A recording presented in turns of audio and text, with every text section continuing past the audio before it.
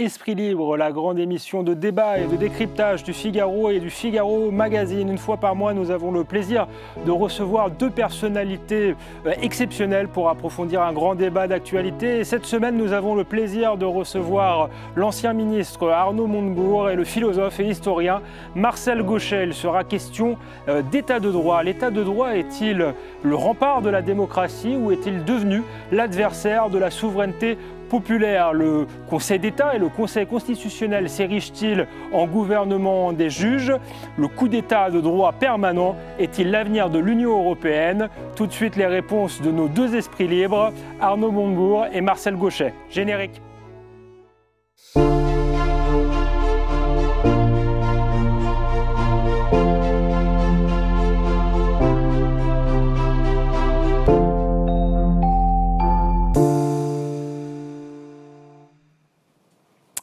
Arnaud Montebourg, Marcel Gauchet, bonjour. Bonjour. Ravi de vous recevoir dans cette émission. Nous allons débattre, ou en tout cas échanger sur la question de l'état de droit aujourd'hui, l'état de droit qui a été souvent présenté comme un rempart de la démocratie et qui est de plus en plus contesté avec un certain nombre de partis qui veulent faire des réformes constitutionnelles parce qu'ils considèrent que le peuple est dépossédé finalement de sa souveraineté. Et Arnaud Montebourg, la première question est pour vous, parce que vous avez fait couler beaucoup d'encre suite à une note que vous avez faite pour le Conseil d'État, qu'il a refusé de publier d'ailleurs, une note dans laquelle vous accusez le Conseil d'État de mutiler la souveraineté juridique de la France. Alors pourquoi cette note et pourquoi considérez-vous qu'aujourd'hui le Conseil d'État mutile la souveraineté juridique de la France ? Il est vrai que le Conseil d'État a ouvert des travaux sur la souveraineté. Et dans ce cadre-là, de façon tout à fait, j'allais dire, je ne sais pas, d'initiative en tout cas des magistrats du Conseil d'État, ils m'ont prié de venir leur donner mon point de vue sur l'industrie, les problèmes de protectionnisme, etc. Et évidemment, j'étais extrêmement surpris de cette ouverture de travaux sur la souveraineté nationale de la part du Conseil d'État, car je lui ai fait observer que beaucoup des décisions que le Conseil d'État a prises ces dernières années, et encore une très récente, et je vais la détailler dans un instant, a eu pour conséquence de nous couper beaucoup de nos moyens de décision, ce que j'appelle la mutilation juridique. On a beaucoup de pertes de souveraineté, et les Français, les citoyens, les dirigeants le savent bien, le ressentent profondément. On a le problème de l'endettement, qui est un sujet de domination de nos créanciers. Nous sommes un pays détenu, le double déficit commercial et du public, les deux cumulés, c'est une perte de souveraineté, parce qu'on ne décide plus vraiment, on a des choses à remettre en ordre si on veut recommencer à décider par nous-mêmes. Mais sur le plan juridique, il y a aussi un certain nombre de problèmes. Ça a commencé avec un arrêt de principe d'assemblée, c'est-à-dire que le Conseil d'État s'était rassemblé dans l'ensemble de ses composantes et avait délibéré et avait brisé une jurisprudence ancestrale. Depuis que le Conseil d'État existait près d'un siècle, il avait dit, voilà, quand la loi contredit le droit européen, la loi est normalement plus forte, car le Conseil d'État, il est chargé d'appliquer la loi, il ne peut pas la remettre en cause. C'est un sacrilège dans l'histoire des institutions françaises, de toutes les républiques d'ailleurs. Et donc, quand l'arrêt Niccolo survint, ça a été un moment d'ébranlement pour tout le monde. Monsieur Rocard, Premier ministre, a félicité le président du Conseil d'État en disant « c'est formidable ce que vous avez fait ». Jean-Pierre Chevènement s'en est ému, déjà. Nous étions après Maastricht, 1989. Il a dit au président du Conseil d'État, vice-président... Avant Maastricht, du coup. Pardon, oui, dans la région temporelle de Maastricht. Et il a dit, mais comment se fait-il que vous ayez abandonné ce qui n'a pas empêché la construction européenne? En clair, quand le Parlement décide, sous l'instigation du gouvernement ou d'initiative parlementaire, de prendre une loi qui va dire le contraire d'une directive ou d'un règlement européen, pour des raisons d'intérêt national, le Conseil d'État applique la loi, parce que c'est ce qu'on appelle la loi écran ou la loi postérieure, la loi souveraine. Mais là, c'était différent. Il a dit, quand une directive est contredite par une loi, c'est-à-dire qu'il y a un exercice de volonté politique de la part du Parlement qui va dire « je ne veux pas de cette directive parce que cette directive porte atteinte à nos intérêts », eh bien le Conseil d'État taille les oreilles en pointe du Parlement et dit « je préfère la directive ». Exemple. C'est l'arrêt Nicolo, donc de 89. Oui, mais exemple concret. S'il y avait eu un Parlement, une majorité parlementaire, dans la crise énergétique, pour dire « on est désolé, on n'applique pas les tarifs européens imposés par une directive qui d'ailleurs est prise hors compétence des traités européens », mais qui est la directive la plus destructrice, si on a aujourd'hui des wagons d'entreprises en faillite dans les tribunaux de commerce, c'est à cause, notamment, de ces problèmes énergétiques et de factures énergétiques qui ne sont pas réglées. Et le Parlement avait dit, dans sa sagesse, bah, écoutez, on va réappliquer le tarif de l'énergie réglementée tel qu'il existait à l'époque d'EDF, c'est-à-dire il y a encore 10-15 ans. Eh bien, le Conseil d'État, saisi par un des opérateurs qui gagne beaucoup d'argent dans cette affaire, aurait écarté la loi du Parlement et aurait appliqué la directive européenne la plus absurde et grotesque de l'histoire de l'énergie en Europe. Et bien, voilà les conséquences concrètes. Donc ça, c'est une mutilation juridique de la souveraineté. Et puis alors est arrivé, alors là, c'est ça qui m'a fait sursauter, parce que ça, j'avais eu le temps d'apprendre l'arrêt Nicolo. Il a été répété dans les cénacles des facultés de droit comme étant le saint crème, vous voyez. Mais moi, je n'étais pas tout à fait d'accord. Mais après tout, c'est le droit. Il faut quand même noter que dans l'histoire, une certaine Nicole Questiot, qui avait été ministre de Mitterrand et qui avait continué au Conseil d'État, avait été rapporteur sur des décisions qui pouvaient ressembler à du Nicolo. Et elle avait dit non, non, non, non. Nous, notre talisman, elle n'a pas employé tout à fait cette expression, mais je la résume, c'est nous devons être l'application de la loi. Nous ne pouvons pas dire aux législateurs et franchir cette limite de la séparation des pouvoirs, car c'est une atteinte à la séparation des pouvoirs. Que les juges disent la loi à la place... Rappelons que le législateur tire sa légitimité du vote et de la souveraineté et du peuple. Oui, les juges sont nommés. Ce qui n'est pas le cas des juges. Oui, on peut quand même le dire. Alors, un dernier point avant de laisser réagir Marcel Gauchet, que j'admire beaucoup pour ses travaux et la façon dont il a participé, construit au débat public, est arrivé un arrêt, il y a très peu de temps, il y a 2 ans, à l'instigation du Premier ministre, quand même, de la République, qui est le président du Conseil d'État, d'ailleurs, dans les institutions. Il a dit, voilà, je vous demande de contrôler les excès de pouvoir de toutes les institutions européennes, et notamment, alors que ce soit la Cour de justice de l'Union européenne, la Commission, toutes les institutions, qui, c'est ce qu'on appelle le contrôle pour excès de pouvoir. C'est-à-dire que lorsqu'une institution européenne sort de ses aptitudes, de ses compétences désignées, eh bien, il faut qu'il y ait un juge national pour dire « stop ». C'est ce que font les Allemands depuis longtemps. Il y a eu une dizaine de décisions du tribunal constitutionnel de Karlsruhe, qui est leur conseil constitutionnel, qui a dit « ça, on n'appliquera pas cette loi, cette directive européenne, parce qu'elle est contraire à notre Constitution ». Et vous avez le Premier ministre qui a dit dans une affaire de liberté publique, donc c'est une décision qui s'appelle French Data Network, très célèbre, qui a dit « moi, je vous demande de contrôler les excès de pouvoir de l'Union européenne et d'écarter le droit européen ». Le Conseil d'État a dit « ah non, non, non, non ». Donc en fait, c'est pour ça que j'ai dit c'est une mutilation juridique. C'est devenu, à une époque, on entendait des dirigeants politiques dire « il y a le parti de l'étranger ». Ben voilà, vous avez la juridiction de l'étranger. C'est-à-dire que quand la loi nationale est contredite par le droit européen, on préfère le droit européen. Et quand le droit européen viole les compétences du droit européen, on préfère quand même le droit européen, on ne l'écarte pas. Donc c'est double peine pour la souveraineté française. Voilà ce que j'ai dit. Alors évidemment, ça a provoqué. J'ai dit de façon très courtoise et polie, comme je le fais là, sans trop m'animer, vous voyez. Vous avez rendu hommage à Marie-France Garot au passage, puisque le parti de l'étranger, c'était dans le fameux appel de Cochin, écrit par Marie-France Garot. Marcel Gauchet, effectivement, Arnaud Montebourg l'a rappelé, vous avez théoriser cette évolution de la démocratie finalement depuis longtemps. Vous avez fait plusieurs livres sur la démocratie, l'avènement de la démocratie contre elle-même. Justement, est-ce qu'on n'est pas dans une dérive antidémocratique? L'état de droit est fait théoriquement pour protéger les libertés à l'intérieur de la démocratie. Mais est-ce que là, il n'empiète pas justement sur la souveraineté populaire, puisque la démocratie libérale, c'est un mélange entre la protection des libertés individuelles, les contre-pouvoirs, mais c'est aussi, et peut-être avant tout, la souveraineté du peuple. Oui, nous sommes en tout cas devant une évolution très profonde de nos régimes qui passe sous les radars de la perception commune, parce que ce sont des décisions très techniques. Qui est au courant dans la France profonde de ce qui se passe au Conseil d'État? Et en plus, ce sont des décisions qui portent sur des points quelquefois très minuscules apparemment de formulation, mais qui changent tout.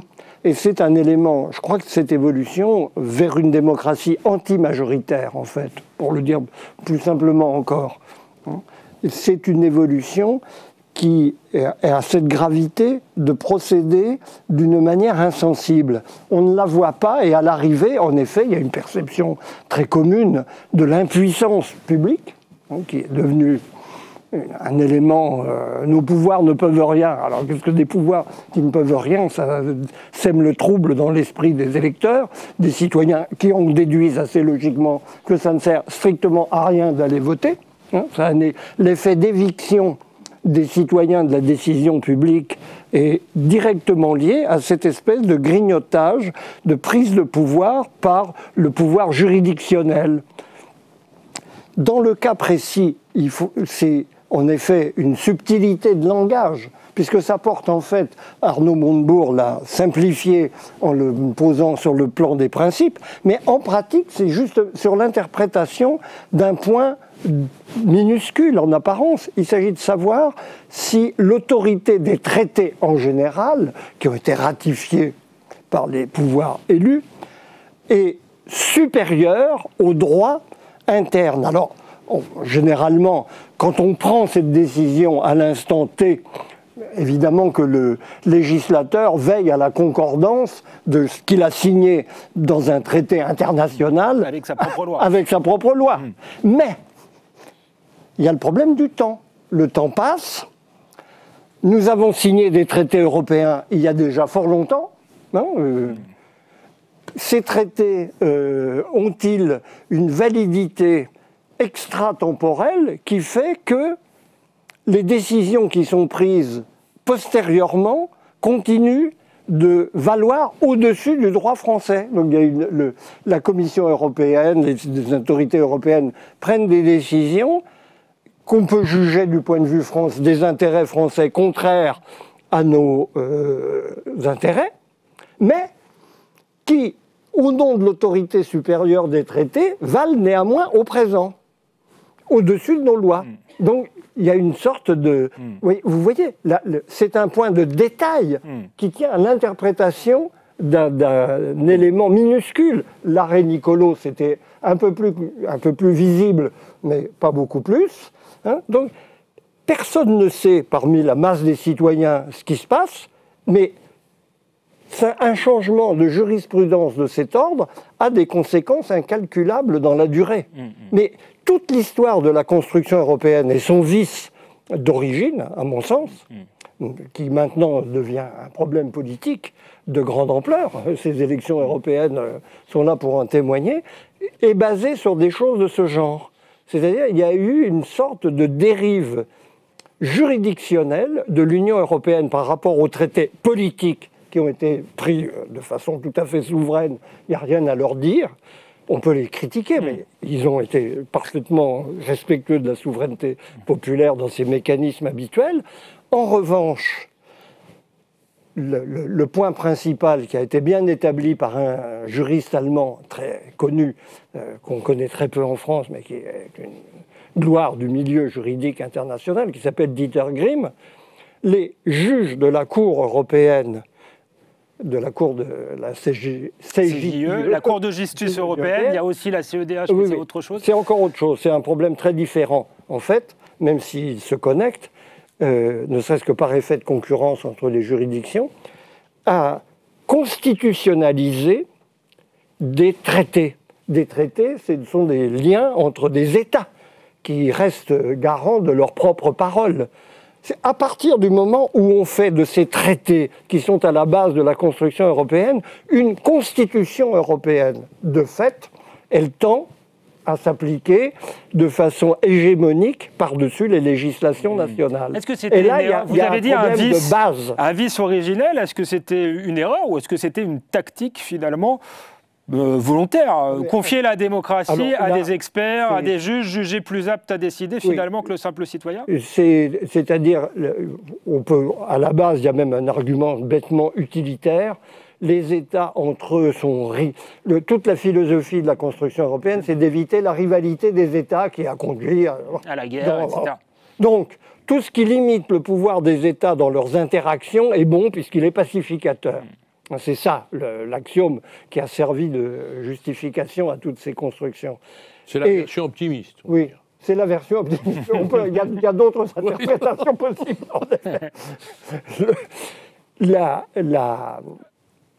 À partir du moment où on a cette philosophie, il y avait le précédent américain qui a énormément compté. Avec la Cour suprême. La Cour suprême américaine, qui est le produit d'un décret d'un juge, le juge Marshall, illustre dans l'histoire américaine, qui a changé l'esprit par une décision purement judiciaire de ce qu'était la fonction initiale de la Cour suprême, qui était tout simplement un arbitre entre des États du système fédéral américain qui fallait bien évidemment, qui prenaient chacun leur législation, qui supposait une harmonisation contre les contradictions possibles.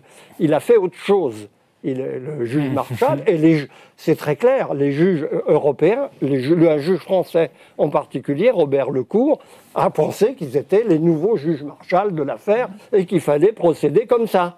Donc on a eu une espèce de coup d'État juridictionnel, en fait, qui a changé complètement l'esprit d'emblée. C'est pourquoi je parlais d'un vice originaire, parce qu'il vient de très loin, et ça remonte aux années 60.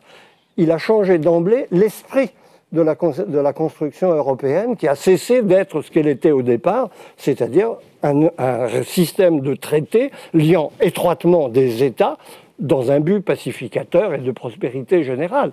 Le juge est devenu, d'une certaine manière, le philosophe de la construction européenne, et en particulier le philosophe du droit par-dessus la politique qui ne peut nous conduire qu'à la guerre. Il y avait ça au point de départ. Arnaud Montebourg, justement, Marcel Gauchet l'a très bien dit, il y a cette philosophie originelle au point de départ qui, à la fin, aboutit à une impuissance politique. C'est ce que vous avez rappelé. Vous avez été ministre. Est-ce que vous en avez souffert directement? Est-ce que vous avez eu le sentiment parfois d'être pieds et poings liés par le droit tout court, d'ailleurs, et le droit européen en particulier? Mais c'est une question à laquelle j'ai toujours plaisir à répondre, parce qu'on ne peut pas répondre par oui ou par non. Moi, je me souviens qu'à chaque fois qu'on prenait des décisions un petit peu originales, vous aviez toujours une armada de conseillers, de hauts fonctionnaires très compétents, qui ont fait des grandes études, toujours plus longues que vous, et vous le font sentir. Je vous dis, ça, on ne peut pas, monsieur le ministre. Je lui dis, vous n'êtes pas là pour me dire ce qu'on peut faire ou pas faire. Et pour mettre en œuvre la politique. Vous êtes là pour vous débrouiller pour le faire. Alors évidemment, au début, c'est un peu bizarre, mais l'ambiance a du mal à se détendre. Et puis, au fil du temps, alors quand on fait preuve de créativité, nous, on avait des faillites en série, on a été le premier ministère souverainiste économique, le redressement productif. Qu'est-ce qu'on faisait? On a créé la BPI, on intervenait dans le financement des entreprises, puisque les banques avaient disparu, donc j'ai fait quand même voter 450 millions au FDES qui avait disparu de l'après-guerre, qui avait créé le général de Gaulle. On l'a remis sur pied pour aller financer des boîtes qui ne trouvaient plus à se financer sur le marché. Donc en fait, tout ça, on a nationalisé des entreprises, partiellement, temporairement, et vous avez toujours tout Bercy qui débarque dans votre bureau en disant « ça, c'est pas possible, on va avoir la commission, on va avoir ci, on va avoir ça ». Alors je leur disais une chose, écoutez, vous me rappelez ma grand-mère, quand elle regardait ses lapins qui avaient les yeux rouges, ils avaient la myxomatose. Alors vous n'avez pas la myxomatose, vous avez la brucellose. C'est-à-dire qu'en fait, vous êtes allé apprendre votre leçon ailleurs pour décider de ce qu'on doit faire. Donc vous allez faire une chose, vous allez inverser les choses. Vous allez dire, on plaidera devant la Cour de justice de l'Union européenne, on se battra devant la Commission, mais ça c'est dans 10 ans. Pour l'instant, on le fait. Alors on l'a fait. Et ce qui est intéressant, c'est que finalement, l'histoire nous a donné raison. La Commission n'a jamais eu à nous taper sur les doigts. Pourquoi? Parce qu'on a défendu nos intérêts contre le droit. Et le droit, vous savez, c'est parfois du tordu. Hein, on l'assouplit, on discute. Et donc, ça suppose donc que nous ne devons pas être des fétichistes du droit et engager le rapport de force politique avec la Commission européenne. Alors ça, c'est quand on a affaire à la Commission européenne. Hein.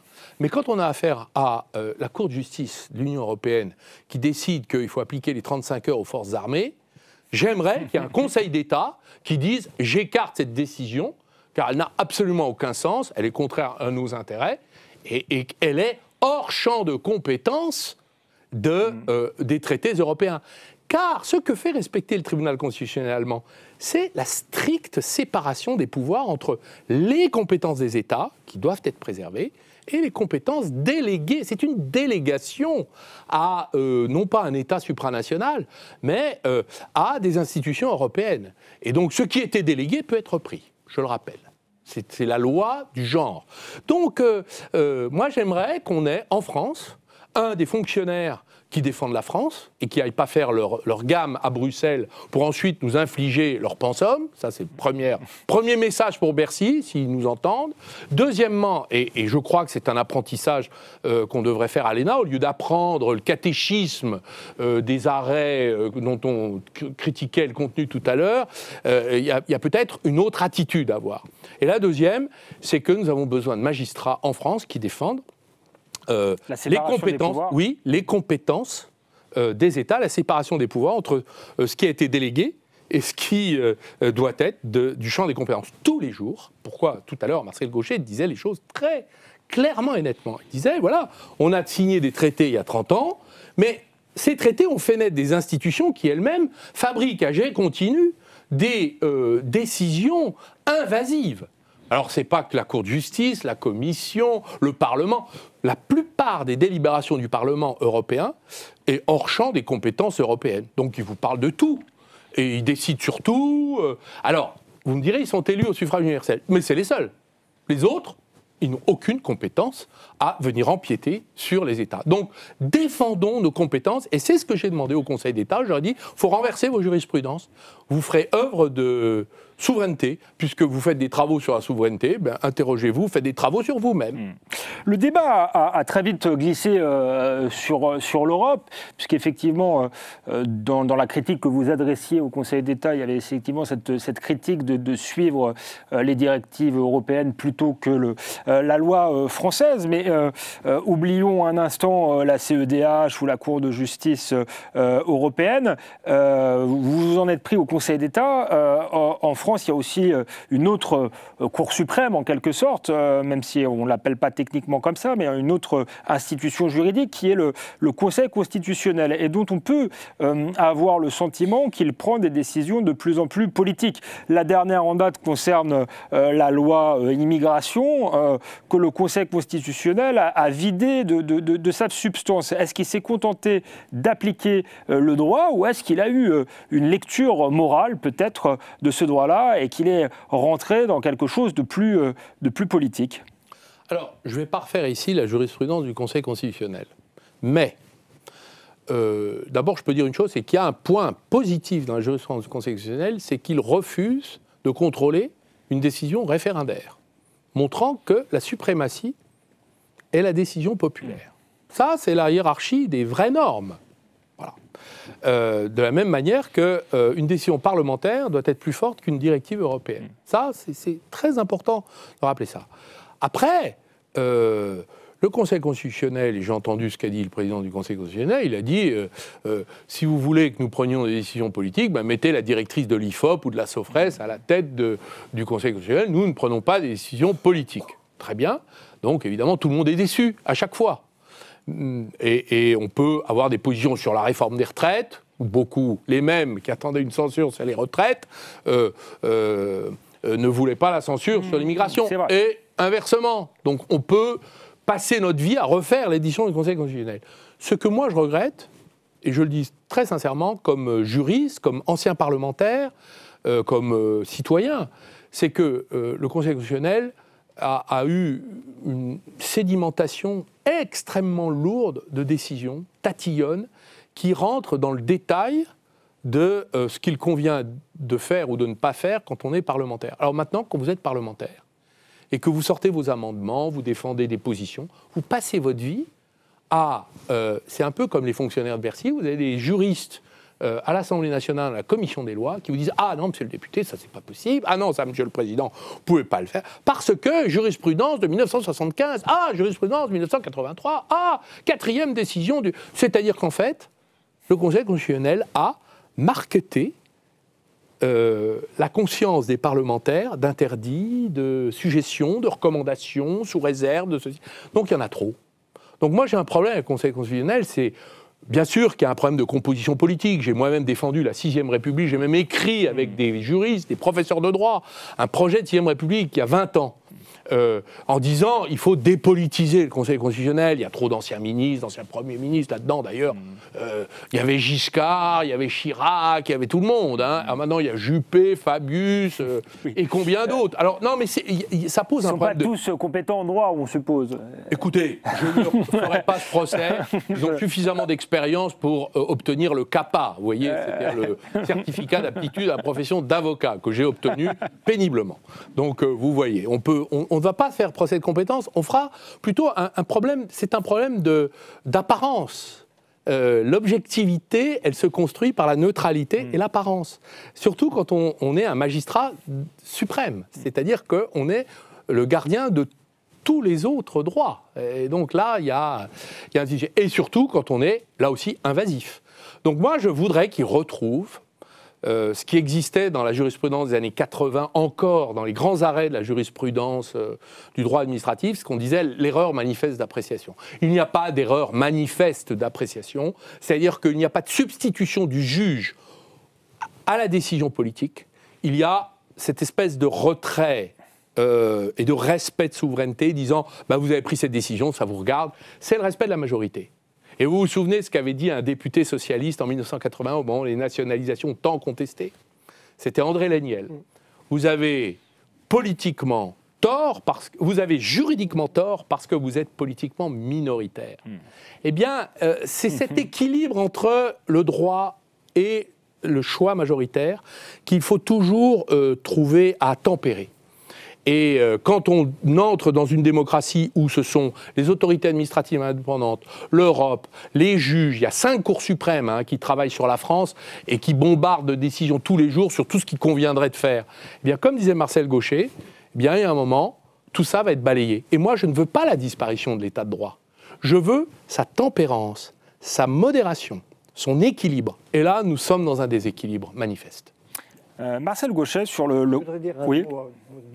Allez-y, bien sûr. C'est une discussion. Ce que disait Arnaud Montebourg sur un point important, c'est que cette propension du Conseil constitutionnel à se mêler de tout, si je puis dire, a été aggravée par une décision politique qui est celle qu'a prise Nicolas Sarkozy en introduisant la question prioritaire de constitutionnalité, qui fait qu'on peut individuellement, collectivement, dans des formes organisées, saisir le Conseil constitutionnel à propos d'une loi dont on estime, à tort ou à raison, qu'elle viole telle ou telle disposition constitutionnelle, ou plus subtil encore, telle ou telle disposition de la jurisprudence du Conseil constitutionnel. D'où l'empilement des jurisprudences qui s'ensuit. Et quand on va voir de près, évidemment, aucun bulletin d'information, même le plus fourni, ne parle des décisions prises en matière de questions prioritaires de constitutionnalité. Mais souvent, ce sont des décisions microscopiques qui touchent des intérêts pas singuliers. Mais à la longue, cette accumulation change complètement la nature du travail législatif en amont, comme l'expliquait Arnaud Montebourg. C'est-à-dire que vous avez une armée de garde-fous, des garde-fous qui sont là pour dire non, là, il y a la jurisprudence du Conseil constitutionnel qui s'oppose à cette décision. Et quand on va voir de près ce que sont les objets de ces questions, on est stupéfait, tout simplement, des points sur lesquels on est amené à juger compte de la constitutionnalité de choses qui n'ont aucun rapport avec l'idée de constitution. Parce que derrière, on arrive à ça. Vous avez des exemples en tête ou pas Non, je n'en ai pas à l'instant, parce que justement, ce sont des choses tellement techniques, pointues, qu'une fois qu'on a regardé la décision, on l'oublie, hein, si on n'est pas du métier. Il y a aussi une évolution, je voulais vous poser la question. Il me semble que, au départ, les magistrats jugeaient la conformité au texte de la Constitution. Aujourd'hui, on ne parle plus seulement de la Constitution, on parle du bloc constitutionnel qui intègre la Déclaration des droits de l'homme, qui est une très belle déclaration, mais qui est quand même une déclaration de principe, il me semble, et même la devise de la République, et au nom même du principe de fraternité, on limite très clairement le contrôle de l'immigration, par exemple. Donc là aussi, est-ce qu'il n'y a pas tout à l'heure, vous aviez utilisé l'expression invasif, est-ce qu'il n'y a pas un côté, justement, une dérive et un Conseil constitutionnel qui s'arroge des pouvoirs que personne ne lui avait donnés au départ? Il y a là une question de principe énorme, qui est vraiment, je pense, qui va venir petit à petit dans le débat politique fondamental, sur à la fois, qu'est-ce qu'une constitution? C'est quoi la nature d'un tel texte? Est-ce qu'on peut tout faire dire à une constitution sur l'ensemble? Mais non. La constitution est un texte qui règle l'organisation. Vous avez beaucoup écrit sur l'extension à l'infini des droits, et à mettre des choses qui sont des choses intéressantes, mais comme le droit à l'avortement dans la Constitution, est-ce que c'est la place de ce... Dans le cas précis, je ne crois pas, mais il y a un débat au-delà. On peut... D'ailleurs, ça témoigne d'une évolution qui, je crois, est engagée, où, pour le moment, on bricole les constitutions pour leur faire dire tout ce que, disons, une partie importante de l'opinion souhaite. Dans le cas, cette décision était majoritaire. Elle est majoritaire. Donc, ça pose la question, c'est est-ce que c'est de la place dans une constitution? Qu'est-ce qu'une constitution? C'est ça le problème de fond. Et du point de vue du droit strict, la question posée est de savoir s'il appartient au juge de décréter souverainement quelle est la source du droit. Moi, j'ai toujours été surpris, quand je me suis mis à travailler sur ces questions, du fait que les autorités politiques, par exemple, n'ont pas réagi. C'était Georges Pompidou, c'était pas un homme qui était spécialement laxiste, devant l'arrêt du Conseil constitutionnel, qui a créé de fait le bloc de constitutionnalité pour invalider une loi qui d'ailleurs ne me plaisait pas du tout. Donc le bloc de constitutionnalité, je l'ai dit tout à l'heure, mais on rappelle, c'est effectivement élargir la Constitution aux déclarations de principe. Le préambule de la Constitution de 1946, dont je pense que peu de Français ont un souvenir très clair, qui est un texte, quand on le regarde et qu'on mesure tout ce qu'on peut lui faire dire, parce que c'est un texte qui est issu de l'esprit de la résistance au sortir de la guerre, de la Deuxième Guerre mondiale. Évidemment, non seulement il est généreux, mais il est irénique. Tout est possible. C'était l'esprit du moment. Après, qu'est-ce qu'on va lui faire dire aujourd'hui? C'est une autre question. Nous sommes dans un autre contexte. Mais est-ce au juge de décréter quel est le droit qu'il va appliquer? Ou est-ce qu'il est juge de la loi qu'il ne fabrique pas? Alors, il la crée en partie par sa jurisprudence, on est bien d'accord. Mais là, un juge, le juge constitutionnel en l'occurrence, va chercher des textes de la tradition juridique française. Pourquoi la Constitution de 1946, le préambule? Pourquoi, sinon par un attachement de vieux schnocks qui connaissaient bien parce qu'ils l'avaient plus ou moins fabriqué, pourquoi la déclaration de 1789? Il y a 3 déclarations des droits de l'homme pendant la Révolution française. Pourquoi celle de 1789? Pourquoi pas celle de 1793, qui était celle revendiquée par les républicains de la Troisième République? On l'oublie beaucoup.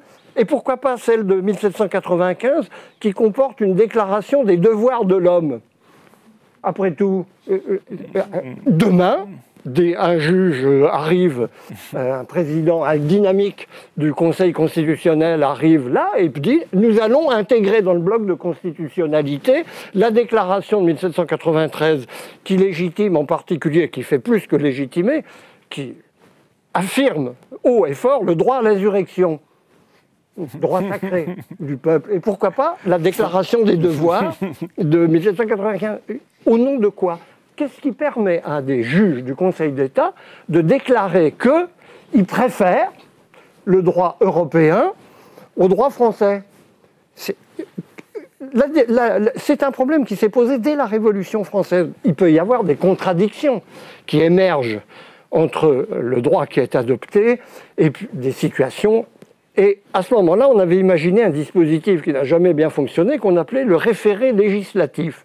Le tribunal en appelle aux assemblées pour leur demander de trancher un point contentieux.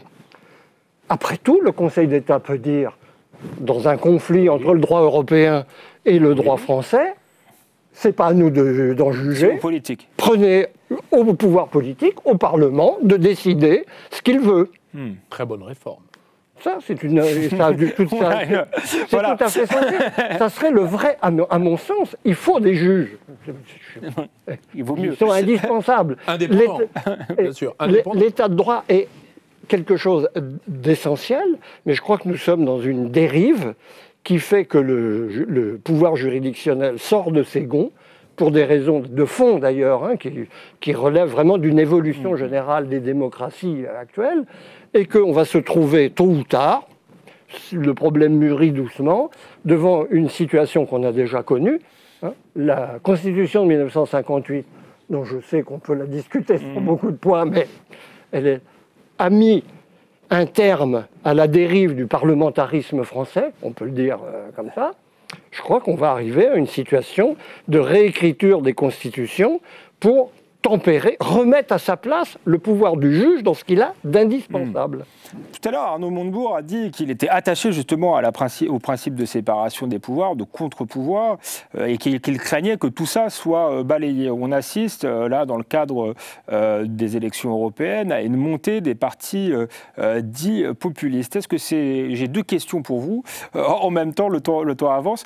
Est-ce que c'est une réaction, cette montée des partis dits populistes, en partie, une réaction populaire à un sentiment de dépossession démocratique? Ça, c'est la première question. Et la deuxième, je ne la poserai pas à Arnaud Montebourg parce qu'il risque d'être gêné, mais on critique beaucoup ce qu'on appelle aujourd'hui les démocraties illibérales, c'est-à-dire Viktor Orban qui précisément a fait ce que vous venez de dire, a réécrit la Constitution quand il est arrivé au pouvoir. Est-ce que, faisant cela dans un contexte de dérive juridique, est-ce qu'il piétinait les états de droit ou est-ce qu'il défendait la souveraineté populaire? Ou est-ce un peu des deux? Ça ne s'exclut pas. Ça ne s'exclut pas. La question est compliquée, mais... La question est compliquée. Il y a Viktor Orban est un homme très intelligent et très bien formé, en Occident d'ailleurs, contrairement à l'image qui est donnée de lui. Et je pense qu'il y a un mélange dans les réformes qu'il a faites d'intérêts politiciens permettant de se perpétuer son pouvoir et de choses qui, sur le fond, peuvent être tout à fait défendables. Et il les défend d'ailleurs très bien, sauf qu'on ne l'entend pas beaucoup dans nos médias. Parce qu'il a tout à fait les moyens de plaider sa cause, contrairement à l'image d'un abruti issu de zones un peu barbares. Oui, il était vice-président de l'Internationale libérale, on peut le rappeler, et dissident par rapport au pouvoir soviétique. Donc effectivement, il a été formé dans des... D'ailleurs, il a été formé dans la dissidence et des suites de la dissidence après 1989. Et ma première question était, du coup, je vous en ai posé deux en même temps, sur la montée des populistes. Est-ce que c'est en partie une réaction à un sentiment de dépossession? Oui, bien sûr que c'est une réaction à un sentiment de dépossession et de rage contre l'impuissance du politique, qui s'avère de façon de plus en plus massive, parce qu'on a une mesure de l'opinion qui est claire sur beaucoup de points cruciaux, et des politiques qui ne manquent pas de promettre qui vont suivre cette volonté populaire pour n'en rien faire, en excipant techniquement de toutes les impossibilités où nous sommes, de par le droit, mais pas uniquement le droit, loin s'en faut, d'appliquer ce qui est leur programme. Donc oui, bien sûr que c'est le populisme est un mélange de choses multiples en fait, mais notamment un appel au principe simple de la démocratie majoritaire. Je crois qu'il n'y a pas besoin d'aller chercher beaucoup plus loin. Vous êtes d'accord avec ça, Arnaud Montebourg? Je crois que le diagnostic a été posé depuis longtemps. Sur le terrain économique, les impuissances du système européen, dans lequel on a remis une partie de notre destin. Regardez ce qui s'est passé sur la crise de 2008-2009, crise financière. Est-ce que le système financier, on l'a transformé? Non. La nouvelle crise, on commence déjà à en parler. On y vient. Bon. Est-ce que sur le système, sur l'organisation, la maîtrise des flux migratoires, qui est un problème qui n'ont jamais été aussi puissants, il n'y a pas qu'au Mexique et en Amérique du Nord, c'est un phénomène mondial. Est-ce que l'Union européenne s'est outillée pour ça? Elle nous a privés de la capacité de le faire et elle-même est impuissante à le faire. Donc, deuxième cause. Troisièmement, les problèmes d'énergie dans lesquels nous sommes embourbés. Est-ce que, franchement, l'Union européenne a pris les bonnes décisions? Elle a pris les pires décisions, pour moi, et a empêché les États membres de prendre des décisions d'intérêt national. Alors, il n'y a guère que l'Espagne et le Portugal qui ont dit « ciao, je reprends mes billes, au revoir ». Donc, on voit bien que les coups de boutoir que les peuples administrent à l'Union européenne sont la cause directe, de l'impossibilité pour les États membres de reprendre les moyens d'agir, et l'incompétence et l'impuissance dans laquelle l'Union européenne nous a placés dans le monde nouveau dans lequel nous sommes.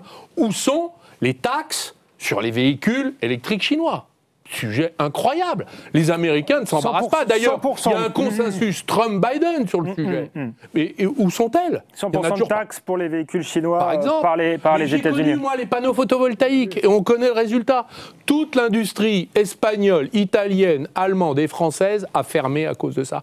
J'allais à Bruxelles, j'ai dormi à Bruxelles pour convaincre les commissaires européens de faire le travail. Où en sommes-nous de la lutte contre les abus de position dominante contre les GAFAM? Google, vous demandez à n'importe quelle personne qui vend aujourd'hui sur Internet, c'est-à-dire tout le monde, dans toutes les entreprises, ils vous disent moi, mon patron, c'est l'algorithme de Google. Est-ce que nous allons continuer à nous laisser faire? Où est la résistance de l'Union européenne? Et vous prenez n'importe quel, monsieur Rudel, créateur de Criteo. Un jour, on m'a dit, il avait parfaitement raison, il a dit « Suffirait qu'on dise abus de position dominante, vous avez 92% des parts de marché dans tous les pays de l'Europe occidentale, Google, c'est terminé, vous descendez à 48%. » Eh bien, vous allez avoir toutes les start-up qui vont se remettre à faire des algorithmes de moteurs de recherche. Tous les gens de la Silicon Valley, les Français, les Allemands, et surtout les Français qui sont partis, ils vont revenir et on va avoir un Google européen de taille. Pourquoi nous laissons faire? Donc, l'impuissance de l'Union européenne, ou son refus d'agir, son incapacité à faire mouvement par rapport à la tenaille entre la Chine et l'Amérique dans laquelle nous sommes aujourd'hui pris, provoque la rage des citoyens qui disent soit vous le faites, ce qu'ils ne font pas, soit on le refait nous. Voilà. Et moi, je pense ça. Je pense que maintenant, il va falloir qu'on reprenne un peu de nos moyens d'agir de façon raisonnable, tempérée, mais extrêmement déterminé. C'est la défense de la souveraineté des nations, en fait, qui est un de vos grands combats, un combat aussi de Marcel Gauchet. Marcel Gauchet, à Arnaud Montebourg, vous avez co-signé l'appel de 50 personnalités pour un référendum sur le tour de vis fédéraliste de l'Union européenne. Ce qui vous inquiète, c'est notamment une résolution du Parlement européen qui a proposé de modifier les traités pour généraliser la règle de la majorité qualifiée, y compris pour les questions de défense et de politique extérieure. Pourquoi cette résolution vous inquiète particulièrement? Et on est en plein débat sur les élections européennes, et je trouve que c'est... personne n'en parle en réalité. Enfin, c'est une question dont ne se sont pas emparés aucun parti, y compris d'ailleurs les partis plutôt souverainistes. Comment vous l'expliquez? Je suis surpris qu'il n'y ait pas de réaction de leur part. Je rappelle que nous avons voté en 2005 sur un référendum qui proposait de constitutionnaliser l'ensemble des traités, c'est-à-dire faire le fameux saut fédéral. La France a rendu son verdict. Et néanmoins, ça a été non. J'ai voté non. Et publiquement, je l'ai fait connaître à l'époque. Bon. Je fais même partie des 19 députés, j'étais député à l'époque, c'était en 2004, qui avaient refusé de voter l'élargissement. Pourquoi? Parce que plus on élargit, plus on détruit la puissance et la force politique. Donc voilà, donc on veut continuer à élargir. Alors maintenant, on est jusqu'en Géorgie, on va finir aux îles Kouriles, peut-être au Japon, je ne sais pas. L'Union européenne a une vocation mondiale. Vous voyez, il n'y a pas de limite à la bêtise stratégique. Donc moi, je suis désolé, on a voté non, et on nous a quand même vendu le même traité en pièces détachées. Et donc cette résolution... de façon parlementaire. Pour donc expliquer ce que c'est cette résolution... Il y a une résolution du Parlement européen qui dit il n'y a plus de veto des États. C'est terminé. Donc ça a été voté. Donc il y a une alerte. C'est pas un fantasme. Et donc ça veut dire que toutes les décisions, y compris la défense, politique étrangère, tout ça, il n'y a plus de France. C'est fini. Si elle est mise en minorité. Non, mais si elle est mise en minorité, elle le sera forcément. Elle ne peut que l'être. Eh oui. Donc il n'y a plus de France. Donc moi, je ne suis pas d'accord. Bon, alors c'est une position politique de fond qui remonte à très longtemps, peut-être mes origines ou mon amitié chevènementiste, liée à Jean-Pierre Chevènement, qui m'a formé. Et je pense que là, c'est le sceau fédéral. Donc c'est très simple. Soit il y a un référendum, et tous les citoyens dignes de ce nom se plieront au verdict, même si on ne s'est pas plié au précédent. Prudence. Nous avons été alertés sur ce sujet. Soit c'est un scandale démocratique, et c'est un coup d'État. Et ça, attention, ça ira, c'est inacceptable. Et les citoyens le vivront très mal. Les conséquences concrètes, si ça fonctionnait, c'est-à-dire qu'il pourrait y avoir par exemple, on décide d'envoyer des troupes, je dis ça puisque ça a été dans le débat public, mais d'envoyer des troupes en Ukraine. La France y est opposée, mais l'Allemagne y est favorable et l'Allemagne est majoritaire. Enfin, je dis n'importe quoi. Ça pourrait être, en l'occurrence, ce serait plutôt l'inverse, puisque le président de la République française est plutôt favorable. Et donc, la décision pourrait être prise contre notre volonté. C'est le principe de l'absence de droit de veto, oui. Non, mais vous êtes engagé par le vote des autres. Pour que ce soit extrêmement clair pour ceux qui nous écoutent. Vous êtes engagé par le vote des autres. Donc Malte, la Lituanie, peut-être la Géorgie, je ne sais pas qui, l'Ukraine, je ne sais pas. Et tous ceux qui vont jusqu'aux îles Kouriles, on ne sait pas. Non, mais je plaisante à peine, vous voyez, tellement cette affaire est grave. Ils vont décider de ce qu'on doit faire. Je ne crois pas que ce soit... Et si on veut renouveler notre vision de la construction européenne, je pense que l'union ne peut pas être l'uniformisation. L'union, c'est la coopération, c'est le travail politique. Et on est capable de le faire, on l'a fait de multiples manières, dans tous les domaines. Et donc, l'intégration juridico-politique, je la combats parce que je crois qu'elle est mauvaise pour la France, mais très mauvaise pour l'Europe. Parce que c'est comme ça que l'Europe mourra. Elle mourra d'avoir voulu mettre tous les peuples sous la toise. Marcel Gauchet, vous avez également signé cet appel. Pourquoi et voilà. Voyons, Arnaud Montebourg a donné les raisons essentielles avec lesquelles je ne puis qu'être d'accord. Mais soyons très concrets, parce que là aussi, ce sont des choses qui passent sous les radars. L'opinion publique majoritaire est très peu informée d'une telle résolution et de ses conséquences possibles, comme elle est très peu informée du fonctionnement des institutions européennes. C'est d'ailleurs là le problème d'origine, la fausse problématique du déficit démocratique. On est dans un pays démocratique, nonobstant toutes les règles, évidemment, du suffrage, etc., de souveraineté, quand les citoyens sont en mesure d'appréhender directement les décisions qui les engagent. Personne ne sait quelles sont les décisions qui sont prises à Bruxelles entre la Commission, le Parlement, le Conseil des États. Là, la France a un siège au Conseil de sécurité de l'ONU. C'est le reste de sa grandeur passée, l'un des derniers vestiges de la puissance mondiale. Qu'est-ce qui se passe quand on a des votes à la majorité qualifiée à l'échelon européen? La diplomatie française va s'aligner sur la décision européenne, qui est prise par qui? Par une majorité de pays, désormais clairement dans la main des États-Unis. Il ne faut pas oublier ce détail. Nous avons une force de frappe. Nous sommes la seule puissance nucléaire sur le continent européen. Si demain, à la majorité qualifiée, il est voté, comme ça aurait pu très bien se passer il y a quelques années, le contexte a un peu évolué grâce à M. Poutine, qui a fait réveiller quelques neurones dans les cervelles dirigeantes, on peut nous dire, mais comment, il faut c'est monstrueux, c'est une arme nucléaire dans ce monde, c'est épouvantable. Ah, vous devez interdiction des armes nucléaires dans le cadre de la construction européenne. Vous devez dénucléariser. On engage totalement les moyens qui nous restent de faire valoir une volonté indépendante. Le président Macron est plutôt favorable au vote à la majorité qualifiée. Il a justement parlé de partager la force de dissuasion nucléaire. Est-ce qu'il nous prépare... Avec qui avec les autres pays européens, de mutualiser, je crois que c'était son expression. Non, mais c'est pas un syndic de copropriété. Non, mais je vous pose la question. Qu'est-ce que c'est que cette histoire? Non, mais pour être très concret, il nous prépare. Vous savez ce que c'est un syndic de copropriété? Il est favorable à un grand. Faire le ravalement. Bon. Mais c'est impossible. Pour sortir de la plaisanterie, il est favorable à une Europe supranationale, sans le dire, le président de la République. Je crois que c'est sa philosophie profonde, oui. Et que chez lui, je vais me lancer dans une interprétation qu'on peut tout à fait discuter, mais je pense qu'il est éperdument en recherche d'un leadership européen qui le fait aller dans le sens de ce genre de décision tout à fait démagogique, qui lui permettent de se poser comme le penseur de la construction européenne. Aujourd'hui, alors, il faut bien le dire, que personne ne l'écoute en Europe. Et bon, ça c'est son problème. Vous avez dit tout à l'heure, on va terminer là-dessus parce que le temps file, qu'en plus la France serait structurellement minoritaire. On pourrait comprendre un président de la République française s'il se disait, après tout mon pays est le plus puissant, la France sera le cœur de l'Europe et c'est la France qui prendra les décisions. Mais d'après vous, ce ne serait pas du tout le cas? Mais bien entendu que non. Alors, là aussi, c'est une opacité du système européen. Le système européen, c'est un équilibre entre des grands pays et des petits.